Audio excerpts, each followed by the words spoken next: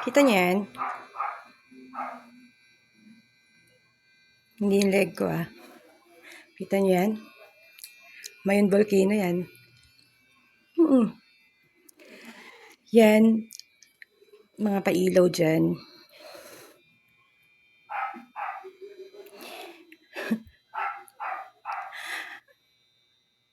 Ang lakas ng tama ng gobyerno natin. Sobrang bangag na bangag. Gagastos ng 1.3 billion. Papailaw sa Mayon volcano. Ayan Pang-akit ng turista. Daming problema ng bansa Meron naman tamang departamento yung pwedeng mag-ayos ng para maakit ng mga turista. Hindi. Grabe. Ang lakas ng tama nyo. Gobyernong bangag. Garapal nyo naman na. Tama na.